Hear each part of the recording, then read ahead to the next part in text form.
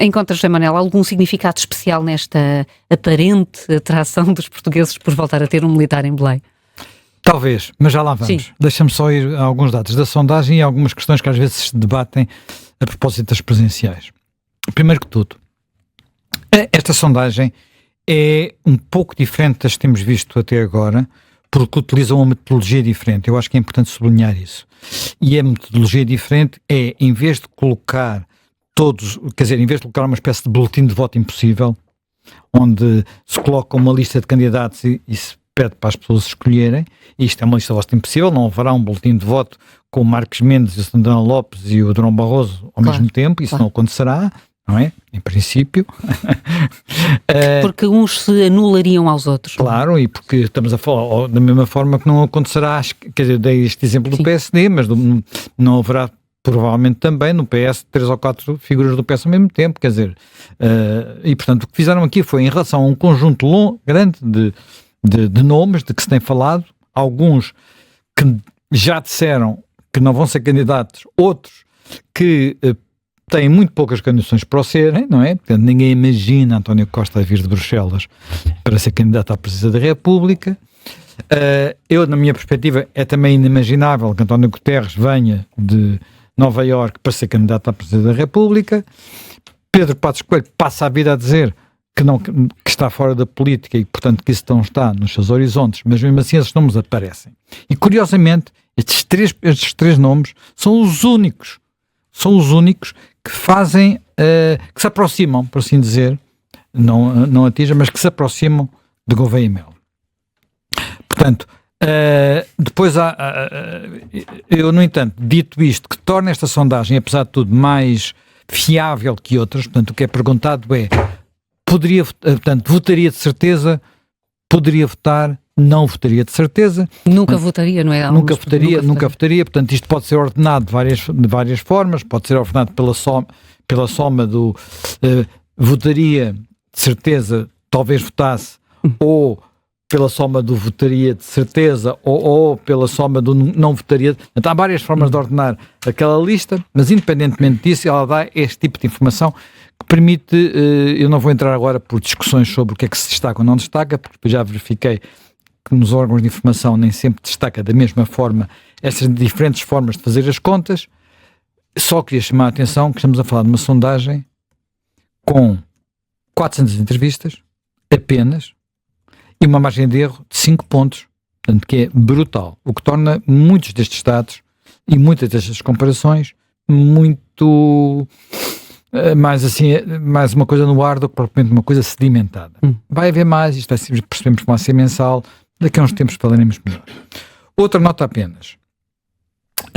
Eu tentei ontem encontrar as datas exatas. Esta eleição tem alguns elementos que nos remetem para uma eleição de há 40 anos, portanto, a eleição que acabou numa segunda volta entre Mário Soares e Freitas do Amaral, alguns apenas, outros são completamente diferentes, portanto, outros até são quase uma espécie de espelho, ao contrário, mas eu tenho a minha memória, agora estou a falar completamente de memória, mas está aqui a Maria João, que é capaz de saber isto com mais exatidão. Maria João Vilés. Bom dia. Bom dia. Que é que, ponto 1, houve pelo menos 2 candidatos que chegaram às eleições que estiveram no terreno desde muito cedo. Eu não consegui saber se desde janeiro, ou desde dezembro, ou desde fevereiro, mas estiveram desde muito cedo. E porque é que eu estou a falar de Maria Lourdes Pintacilgo, que provavelmente já estava no terreno nesta altura, e de Freitas do Amaral, que começou também muito cedo. Terão começado um ano antes das eleições. Poderão ter começado um ano antes das eleições. Eu agora não consegui saber a data exata, não havia internet na altura, portanto não se pode fazer tem que se fazer a busca em arquivo físico, e eu não tenho arquivos físicos em casa, é mais difícil, para encontrar a data em que eles fizeram o lançamento das suas candidaturas, mas sabendo que Cavaco Silva foi eleito presidente do PSD em maio, e que na altura uma parte do seu programa era apoiar a candidatura de Freitas do Amaral, isto significa que em maio a candidatura de Freitas do Amaral já estava no terreno há algum tempo. Certo. 2 meses ou 4 meses, não sei dizer. Pronto. Feito isto, Recordo também, quer dizer, a minha memória também me leva a que, na altura, o mundo da comunicação era muito diferente. Havia um canal, um canal e meio, digamos assim, a RTP1 e depois não a tinha RTP2, emissões contínuas. que não havia emissões contínuas, chegava à noite, ouvíamos o hino nacional e aquilo apagava-se, portanto era tudo completamente diferente. Não, os jornais quase também não tinham nada a ver, não havia internet, mas eu tenho ideia de que tivemos muitos meses em que sistematicamente as capas do Expresso, que era o jornal político mais importante dessa altura, indiscutivelmente, as capas do Expresso eram especulações sobre eleições presidenciais. E houve inclusivamente um militar que chegou a ser dado como protocandidato e que depois nem chegou lá, que foi Costa Brás, que era mesmo do governo, que esteve muito próximo de ser candidato e depois não foi. Portanto, esta ideia de que falta muito tempo, estamos a falar muito cedo, de facto falta muito tempo, estamos a falar muito cedo. Se fosse nos Estados Unidos já estaríamos a falar tardíssimo, mas pronto, há de facto aqui algo que é diferente das eleições anteriores, desde essa de há 40 anos, que é, em todas as eleições posteriores a 1986, havia claramente um favorito. Mesmo na eleição mais apertada, que foi a eleição de Jorge Sampaio contra Cavaco Silva, Jorge Sampaio foi sempre dado como favorito. Não me recordo nenhuma sondagem que não tenha dado a vencer. E só no fim, e por causa dos debates e por causa da recuperação final de Cavaco Silva, é que houve a aproximação. Pronto. Tudo o resto, quer dizer, não é só as reeleições, já sabe que são relativamente simples, mas tudo o resto foram eleições que tinham favoritíssimos, não é? Favoritíssimos.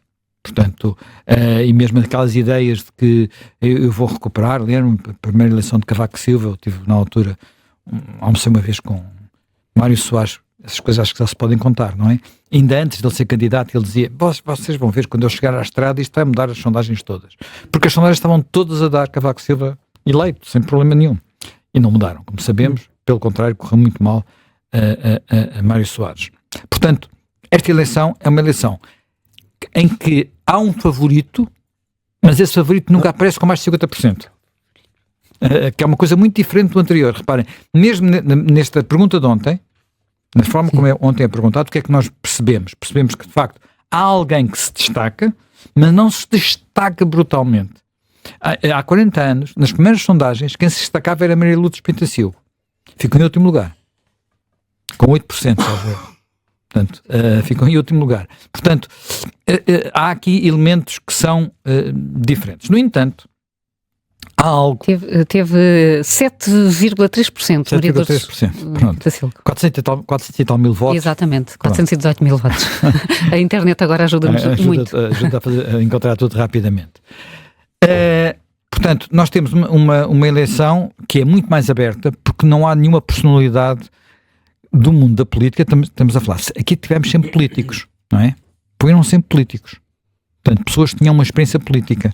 Mesmo quem nunca tinha ocupado assim, grandes cargos, como é o caso, por exemplo, de Marcelo Rebelo de Sousa, que tinha sido líder de um partido, mas tinha sido líder de um partido, tinha sido ministro, portanto, tinha tido uma presença pública muito antiga, praticamente tinha sido deputado, constituinte, essas coisas todas. Jorge Sampaio, presidente da Câmara de Lisboa, líder do Partido Socialista, Mário Soares já nem se fala, não é? Portanto, agora não há no mundo da política ninguém que se saliente de uma forma equivalente. Porque aqueles que aparecem mesmo nesta sondagem como podendo salientar-se mais, estou a falar de Guterres, Costa e Pedro Passos Coelho, os três que em princípio não serão candidatos, também não aparecem com o destaque que... Não quer dizer que qualquer um deles, que fosse candidato, não pudesse ganhar. Eu acho que qualquer um destes três podia ganhar as eleições. Não vou agora dizer qual é que tem mais hipótese ou menos, porque de facto estamos ainda longe de lá chegar, há muita água terá que correr para estas pontes, mas eles não estão, e portanto não estando, a seguir há logo um fosso para os seguintes. Há logo um fosso para os que vêm a seguir. Não há ninguém que tivesse conseguido, inclusivamente, copiar, entre aspas, de uma forma eficaz, a receita de Marcelo Rebelo de Sousa. E vemos isso quer nas intenções de voto para Marcos Mendes, que continua muito longe de ter a popularidade e o alcance que teve Marcelo Rebelo de Sousa por causa do seu palco, quer dizer, não foi só por causa, mas também por causa do seu palco televisivo, tem muito a ver também, são personalidades que são dois políticos, mas muito diferentes, e com carreiras muito diferentes, e formas de estar muito diferentes, e relacionamentos pessoais muito diferentes. E o outro, que poderia também ter um palco televisivo, também eu diria que ensaiou ver o que é que dava, mas que também aparece muito mal, é Paulo Portas, não é? O que não quer dizer que eles não façam bem o seu trabalho na televisão.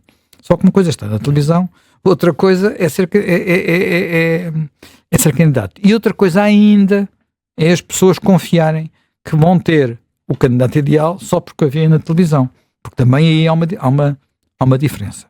Portanto, isto leva-nos agora a Gouveia Mel. Já falei várias vezes de Gouveia Mel, do que não sabemos de Gouveia Mel. Ele vai dar hoje deu uma entrevista, aparentemente, é um podcast que vai ser divulgado hoje à tarde, talvez passemos a saber um pouco mais, vamos ver, está previsto para as 2h30, vai ser numa iniciativa do Expresso, vamos ver se já temos alguma luzinha do que possa ser. Portanto, eu gostava de falar de um outro tema, que é o tema de militares e política, porque acho que é um tema interessante. Em princípio, vamos lá ver, se Gouveia Mel for eleito, será o primeiro militar a chegar à presidência da República em condições que não são ou de um regime autoritário, ou uma ditadura, ou na sequência de golpes de Estado. Pronto. Em fase de estabilização do regime. Sim. Nós tivemos 2 militares presidentes na Primeira República, mas sempre em situações de golpe, Pimenta Machado e aquele que é mais conhecido, Sidónio Paz. Tivemos depois tudo militares durante o Estado Novo, Carmona, Craveiro Lopes e Américo Tomás. Tivemos a seguir Ramalhianes, também na sequência de um golpe e num processo de transição de uma tutela militar para um regime civilista como é o nosso atualmente. Portanto, se tivermos agora um militar lá, será o primeiro que lá chegará, digamos, em condições normais. Mas, dito isto, eu quero pôr aqui umas reticências, digamos assim. Que é assim, eu ontem, quando estava a fazer a pesquisa sobre esta história, encontrei um texto escrito em 2005, portanto tem quase 20 anos, por uma pessoa que muitas vezes vem aqui também à rádio, que é o António José Telo, e que achei muito interessante porque ele faz uma análise da relação dos militares com a política no período pós-antigo regime.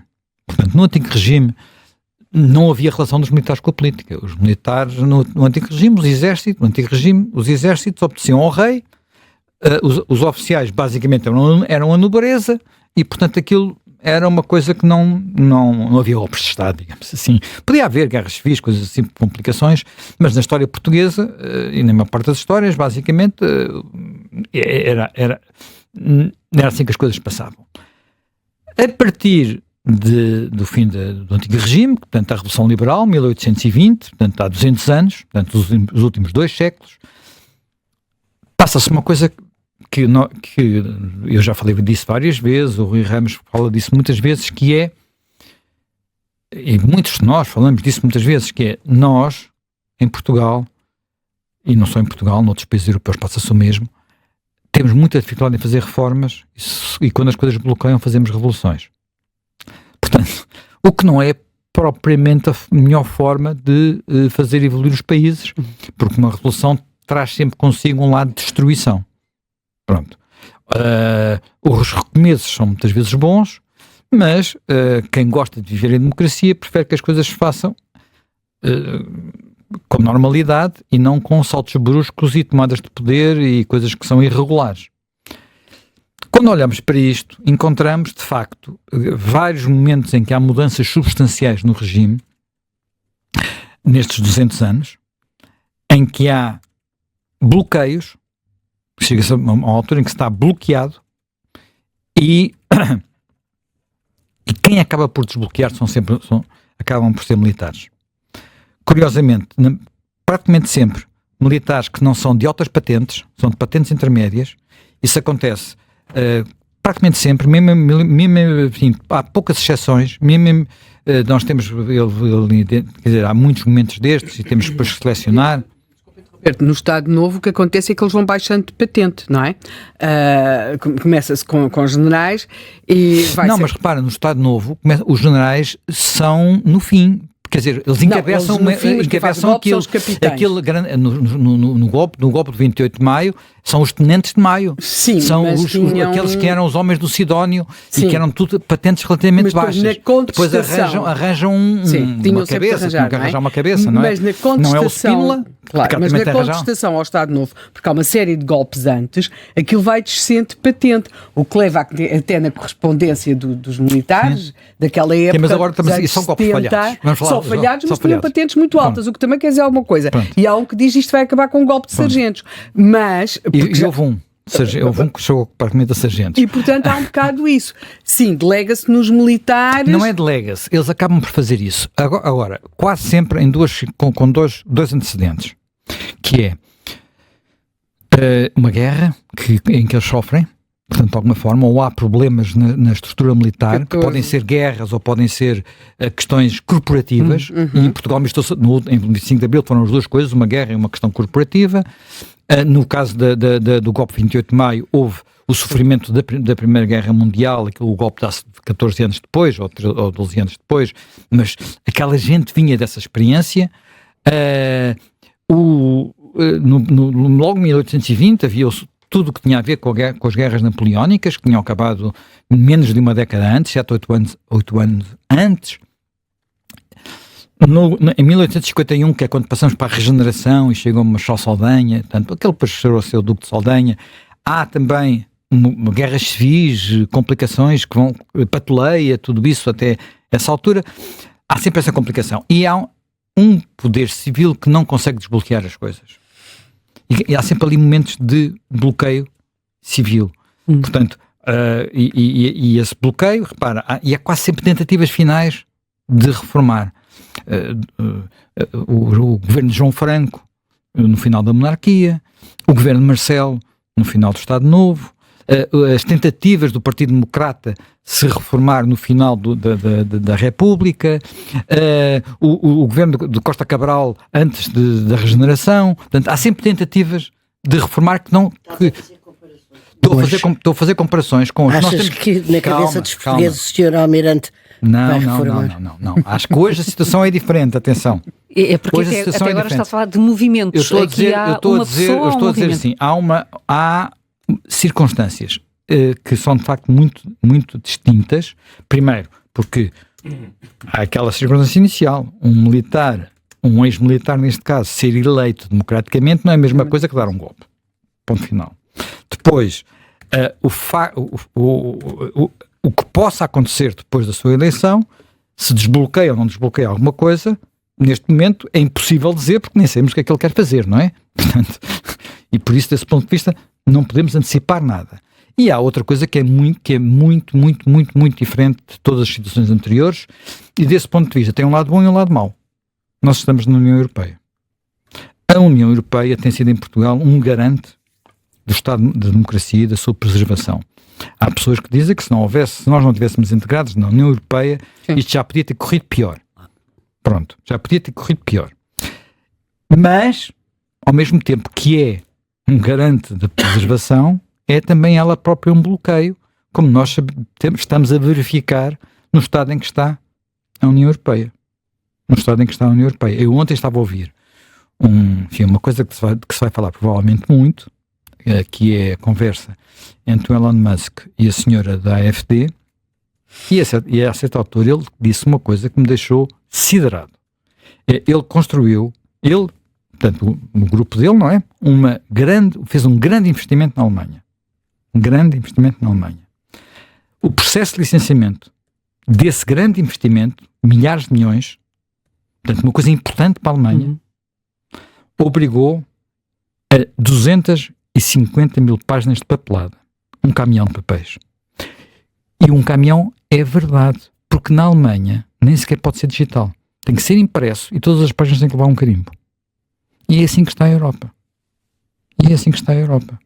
Portanto, está atada em regulamentos, quer dizer, hoje, a gente viu aqui em Portugal, quer dizer, o aeroporto de Lisboa está a arrebentar pelas costuras e agora o Ministério Público vai parar a obra? Exatamente. Porque falta uma coisa de impacto ambiental. Quer dizer, o que é que pode mudar ali? Porque há, se calhar, uma linha de um regulamento que diz que não sei o que, não sei o que mais. Quer dizer, isto é o estado de paralisia. E depois está a parte política, mas a parte política até já falámos esta semana cá, quando falámos dos temas do que se está a passar no Reino Unido e por aí adiante. Portanto, é toda outra avenida. E, portanto, quando há este sentimento de bloqueio / apodrecimento, não surpreende que aquilo que são figuras messiânicas / populistas ganhem alguma projeção. Se o Almirante vai ou não ser um populista, não sei. Que tem um lado messiânico. Começa a suspeitar que tem.